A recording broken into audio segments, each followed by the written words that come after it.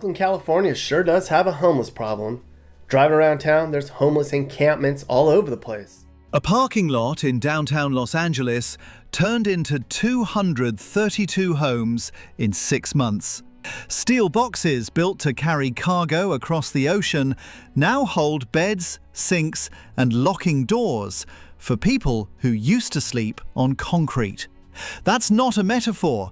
It's the Hilda L. Solis Care First Village, one piece of a bigger experiment now running in cities across the country, where more than 300 people who once had nothing now sleep inside repurposed shipping containers. The strange part isn't that it works, it's how ordinary it starts to feel once you're actually inside.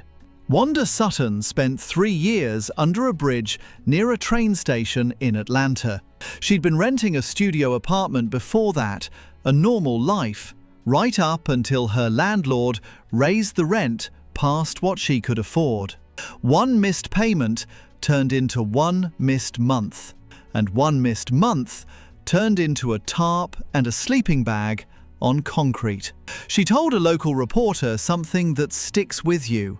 One tragedy and you can become homeless. She wasn't exaggerating, she was describing exactly what happened to her. 3 years later, Sutton became one of the first residents of a place called The Melody. 40 studio apartments built from stacked shipping containers on a former parking lot in downtown Atlanta. Each unit gets its own bed, a mini fridge, a microwave, a TV, and a bathroom door that actually locks. Outside, there's artificial turf laid over the old asphalt, potted plants, red lawn chairs, and a dog park.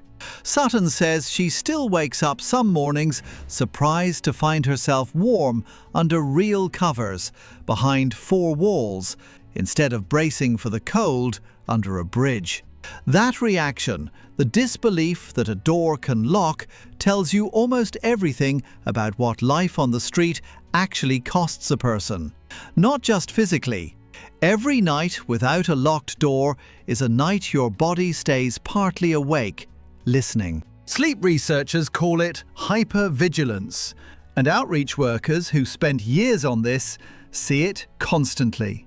People who've been unsheltered for months often can't fully rest, even once they're finally safe, because their nervous system hasn't caught up to the fact that the danger is gone. So why containers, and why now? The math is almost embarrassing. In Los Angeles, the Care First Village cost around $57 million for 232 units, most of it covered by federal pandemic relief funds, with the rest picked up by the county. 2 3-story buildings sit on a 4.5-acre site that used to be slated for something very different, a staging ground for a new county jail. Instead, county officials pivoted the parking lot toward housing, then leaned into it hard when the pandemic hit and construction dollars showed up almost overnight. The final units run about 135 square feet each, cut from steel, insulated, painted in bright orange and yellow, with a bed, a mini fridge, a microwave, a flat screen, and a private bathroom behind a door that locks. There's a dog park on site too, small enough that it barely registers on a site map. But for a resident who's been sleeping rough with a dog as their only company for years, it's often the detail that convinces them to walk through the gate at all. Cities that have tried this approach report building costs roughly 30% lower per bed than a traditional shelter. And they're doing it in 3 to 6 months instead of the years a conventional apartment complex takes to permit and build. When a city's unsheltered population is climbing every single year, speed becomes its own kind of mercy. A shelter bed that opens in 5 years helps almost nobody who's sleeping outside tonight. A container village that opens in 5 months helps 200 people who are sleeping outside right now. But speed isn't the only reason officials keep reaching for steel boxes. Traditional shelters are congregate, bunk beds in an open room, shared bathrooms down the hall, a curfew and almost no privacy at all. For someone who has spent years protecting themselves and their belongings on the street, a shared room with strangers can feel more dangerous than the sidewalk they just left. A shipping container, cut open and insulated and fitted with its own door, gives the person something a shelter bed can't. A room that's actually theirs, even if it's only 135 square feet. In Denver, the Container and Tiny Home program has taken in more than 1,500 people since it started, spread across several micro-communities and a handful of converted hotels. The mayor there put it plainly: housing is a ladder, and people sleeping on the ground aren't even on the first rung yet. A container isn't the top of that ladder. Nobody pretends it is. But it's a rung, and roughly 80% of the people who move into one are still there a year later, working with case managers toward the next step up.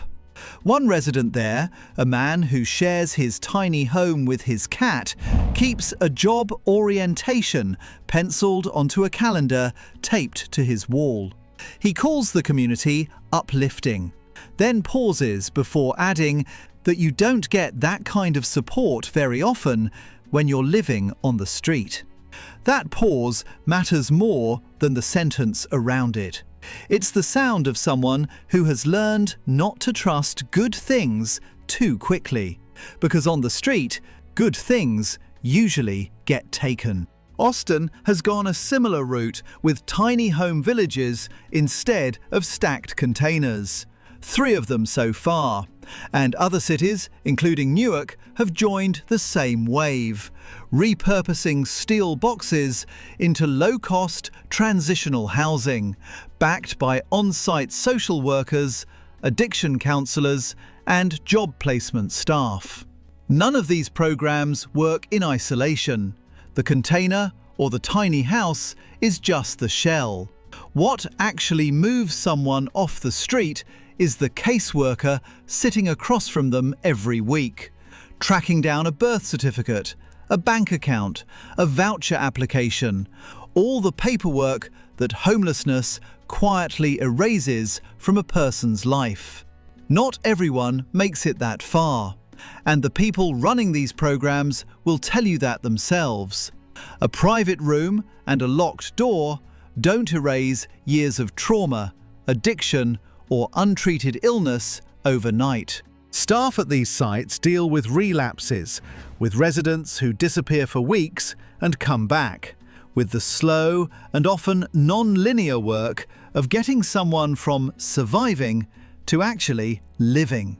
One resident in Denver keeps every one of his belongings packed and ready to move at a moment's notice, months after settling into his unit, because part of him still doesn't believe the ground under him is solid. There's a harder question sitting underneath all of this, and it's the one that makes some housing researchers nervous. If a converted shipping container starts to look this good compared to a tent on the sidewalk, are cities solving homelessness, or are they just making it survivable enough that nobody has to look at it anymore? A sociology professor who studies the Atlanta project put the tension in blunt terms. The city has become too expensive for people at the bottom of the income ladder, and container villages are catching people after they fall, not stopping them from falling in the first place. That criticism gets sharper when you look at who doesn't get in. The Melody has 40 units. Denver's newest micro-community holds a few hundred people at most. Meanwhile, the number of people sleeping outside in most of these cities is in the thousands, and nationally, the count of people experiencing homelessness has climbed past 650,000. For every person who walks through a container village's gate, there are dozens more still on a wait list, still under an overpass, still deciding which corner is safest to sleep in tonight. A non-profit director who runs one of these Atlanta sites has admitted she doesn't even know how long the steel units themselves will hold up. 20 years, she hopes. Nobody's tested that timeline yet, because nobody's had one standing that long.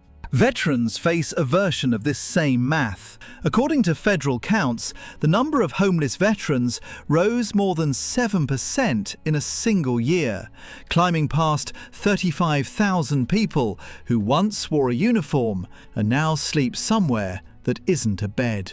A handful of non-profits have started building the same style of compact steel or modular housing specifically for them, arguing that a veteran who survived deployment shouldn't come home to a sidewalk. It's a smaller slice of the larger container movement, but it's growing for the same reason every other version of this idea is growing. It's fast, it's cheaper than a shelter bed, and it gives someone a locked door on a timeline measured in months instead of years. And then there's the neighbours. Before Denver could open a single micro-community, the mayor sat through roughly 60 town halls in 6 months, listening to residents worried about crime, about property values, about strangers moving in next door. Almost every city that's tried this has run into the same wall. People support solving homelessness in general. They get a lot less comfortable when the solution is a fenced lot of container homes going up 2 blocks from their kids' school. So picture the 2 versions of a single night side by side. In one, a man is curled against a concrete pillar under a highway overpass, half asleep, half listening for footsteps, his hand resting on the one bag that holds everything he owns. In the other, less than a mile away, a woman closes a real door behind her, sets her phone on a nightstand that didn't exist for her a year ago, and falls asleep without checking over her shoulder for the first time in longer than she can remember. Same city, same night. The only difference is which side of that fence someone happened to end up on. The people running these programs would tell you the containers were never meant to be the finish line. They're meant to be a pause button, long enough for a caseworker to help someone rebuild a resume, get sober, chase down a housing voucher, and eventually walk out the gate for good into something more permanent. Some residents do exactly that. Others get stuck in the pause, cycling through case managers and job orientations for months without the next rung ever quite appearing under their feet. So the real question isn't whether a shipping container beats a sidewalk. Of course it does. The real question is whether cities are building enough rungs on that ladder fast enough for the thousands of people still waiting for their first one, or whether 300 beds in steel boxes is starting to look like the whole solution when it was only ever supposed to be the start of one. Was giving someone a locked door and a bed enough? Or is it just the easiest problem to solve while the harder one keeps growing outside the fence?